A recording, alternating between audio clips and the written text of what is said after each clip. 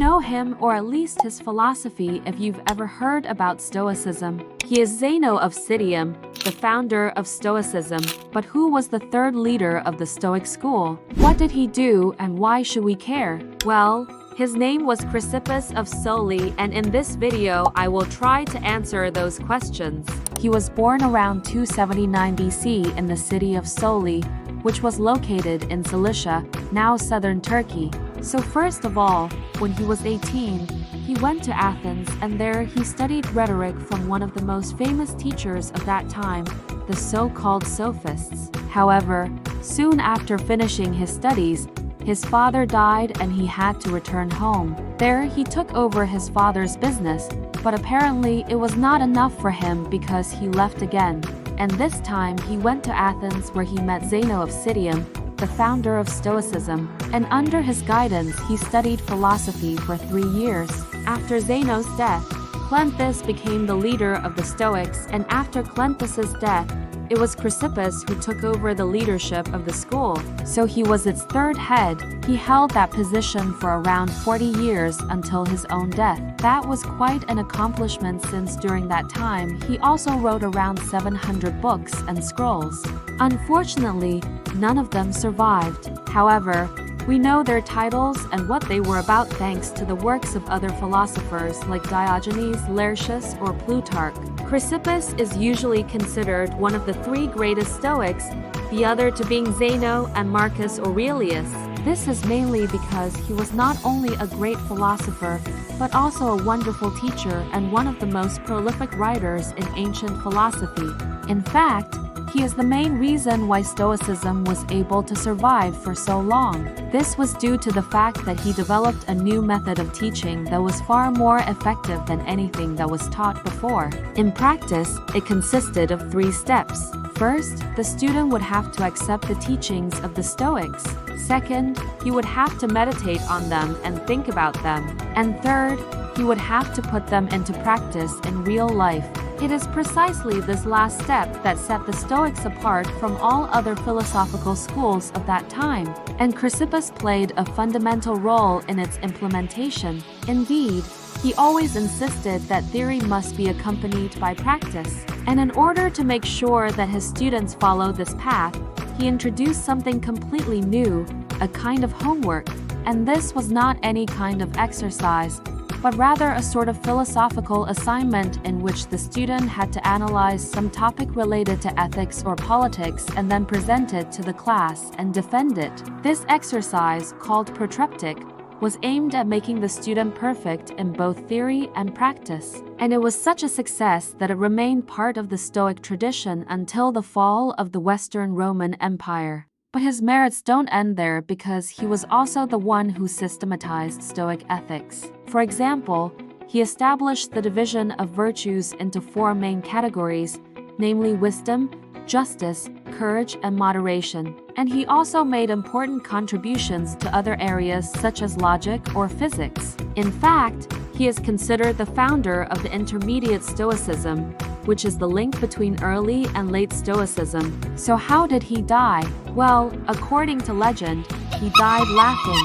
One day while he was walking through the Agora in Athens, he saw a man carrying a portrait of Aphrodite, the goddess of love, and he started to laugh. When his friends asked him why, he replied that he was thinking how absurd it was that people believed that beauty could exist without a beautiful mind. And shortly after he died, as you can see, he was quite a character. But beyond the legends, what did he contribute to philosophy?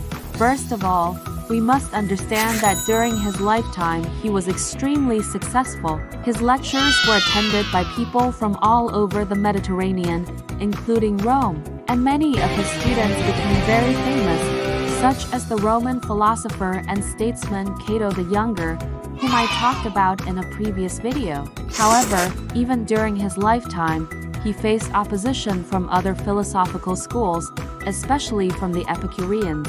They hated each other, and it got so bad that Chrysippus challenged their leader, Epicurus, to a public debate. Unfortunately, it never took place because Epicurus refused to participate, probably because he knew he would lose. Nevertheless, Chrysippus continued to defend Stoicism against everyone who opposed it, and despite all the criticism, he never wavered in his beliefs. We see this firmness in his work on duties, in which he talks about the indifference of the wise man towards external things. This idea was the center of the controversy with the Epicureans, who believed that avoiding pain and pursuing pleasure were the main goals in life, but he firmly denied it, arguing that the Stoic does not pursue any feeling, whether pleasant or unpleasant. Instead, he acts according to nature and follows virtue. In fact, he understood indifference not as a lack of concern or interest, but rather as a freedom from attachment to external things. This idea is well explained in his work on the nature of the cosmos, in which he says that the wise man is indifferent to all that depends on others, such as fame or money, because these things are not in his control. Therefore, the Stoic is not concerned with acquiring them or keeping them. He only cares about doing what is right and living virtuously. In addition, he made important contributions to political philosophy. He was a strong supporter of the mixed constitution, which combined elements of monarchy, aristocracy, and democracy. He believed that this type of government was the best way to ensure the common good and prevent tyranny. He also defended the rule of law and the importance of civic duty. Another important aspect of his thought was the concept of fate. He believed that everything happens according to divine providence and that it is the duty of the wise man to submit to fate and fulfill his destiny. But he did not believe in a fatalistic universe. Rather, he thought that fate only applies to the wicked. The virtuous person has free will and is responsible for his actions. These ideas had a great impact on the development of Stoicism and its reception throughout history. For example, his concept of fate was a key element in the theology of the later Stoics, such as Seneca or Marcus Aurelius, and his defense of the mixed constitution was highly influential in Roman political thought.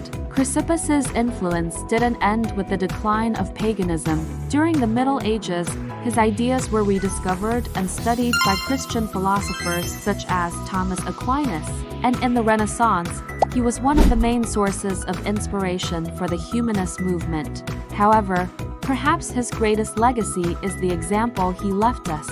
He was not only a brilliant philosopher and an outstanding teacher, but also a person of great integrity and virtue. He lived what he preached and gave his life to his work. This is an example that we should all follow if we want to be true to our ideals. That's all for today. If you like this video, please hit the like button and subscribe for more content.